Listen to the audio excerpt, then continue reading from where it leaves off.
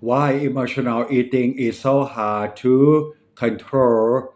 Have you have you ever noticed this? You are not really hungry. You just finished a meal. Your stomach is full, but after a stressful day, you suddenly want ice cream. You suddenly want pizza. You suddenly want chips. You suddenly want something sweet. And after eating it, you feel guilty. You ask yourself, why did I eat that? Why can't I control myself? Why do I keep doing this? The truth is, you may not be fighting food. You may be fighting your emotions. Today, let's talk about why emotional eating is so hard to control, and more importantly, let's talk about how to take back control. What is emotional eating? Emotional eating happens when we eat because of feelings instead of physical hunger. We eat when we are stressed. We eat when we are bored. We eat when we are lonely. We eat when we are frustrated. We eat when we are sad.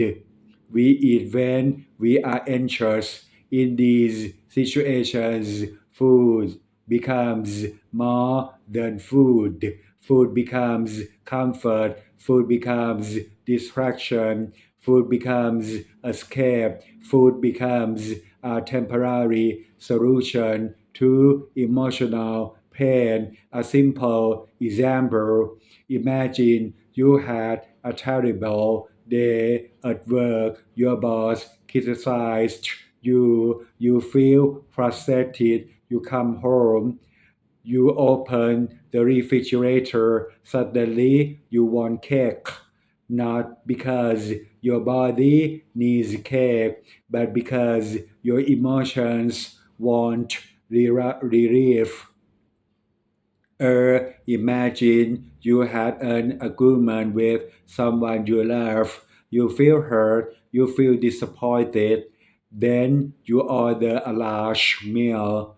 Again, you are not feeding your stomach. You are trying to comfort your emotions. What is it so hard to control? Because emotional eating works at least for a short time. When we eat foods high in sugar, fat, or salt, our brain releases chemicals that make us feel good. For a few moments, sad foods smaller, pain feels lighter, problems feel farther away. The brain remembers these. The next time stress appears, the brain says, let's do that again. This creates a habit. Stress appears, food follows, relief appears. The, the circle repeats over time. The brain learns to connect emotions with eating. My opponent, I believe many people think emotional eating is a food problem, but often it is actually an emotion problem. The food is only the tool. The real issue is stress. The real issue is loneliness. The real issue is frustration. The real issue is emotional discomfort. Many people spend years trying to control food without learning how to manage emotions. That is why they keep suffering.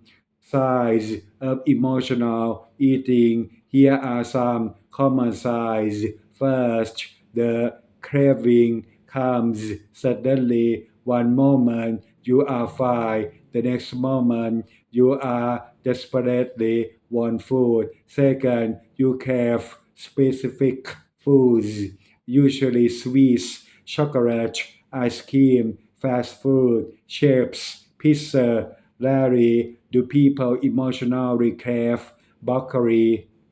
Third, you continue eating even after feeling full. Fourth, you feel regret after eating if these sound familiar. Emotional eating may be part of the problem. My practical solution number one, pause before you eat. Before eating, ask yourself one simple question. Am I hungry or am I emotional? Be honest. Do not judge yourself. Just observe. If you are physically hungry, eat. If you are emotional upset, recognize it. Awareness is the first step. Many people eat automatically. When you pause, you interrupt the habit. My practical solution number two, use the 10 minutes rule. When a craving appears, wait 10 minutes, not forever, just 10 minutes. Drink water, walk around, stretch, listen to music, take a shower. Many cravings lose their power when we do not react immediately. You are giving your brain time to calm down. My practical solution number three, create an emotional toolbox. Food should not be your only coping tool. Build other options. For example, go for a walk, call a friend, write in a journal, read a book, exercise, listen to calming music, practice deep breathing. The more tools you have, the less dependent you become on food. My practical solution number four, identify your triggers. Pay attention to patterns. When do you emotional eat? After work, late at night, after arguments, when you feel lonely, when you feel overwhelmed, write it down. Many people discover that the same emotions trigger their eating again and again. Once you know the trigger, you can prepare for it. What listeners can apply today? Here are five simple actions. Number one, drink a glass of water before every snack. Number two, ask yourself if you are hungry or emotional. Number three, wait 10 minutes before acting on cravings. Number four, find one healthy activity that helps you relax. Number five, F, get enough sleep. Lack of sleep often increases cravings and reduce self-control.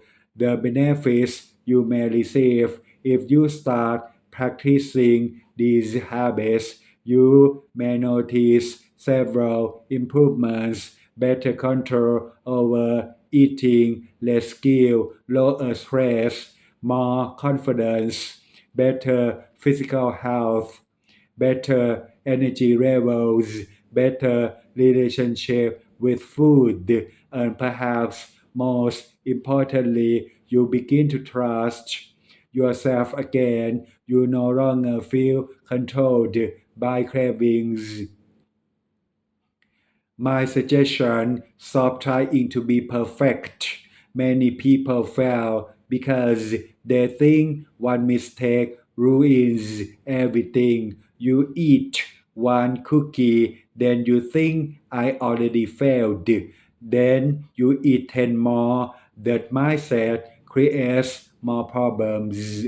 Instead, think long term. One unhealthy meal does not destroy your progress. One healthy meal does not create success. Consistency matters more than perfection. My final thought, I think emotional eating is not a sign of weakness.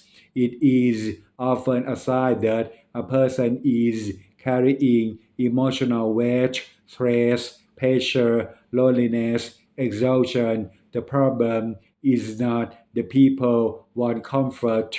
The problem is when food becomes the only source of comfort. That is when emotional eating becomes difficult to control. My conclusion, emotional eating is hard to control because it is connected to emotions, not just hunger. Many people try to fight food, but the real battle is often happening inside the mind. The more you understand your emotions, the easier it becomes to understand your eating habits. The more tools you develop for handling stress. The rest you will depend on food for comfort because in the end, lasting change does not happen when you learn to control food. It happens when you learn to understand yourself. Thank you very much.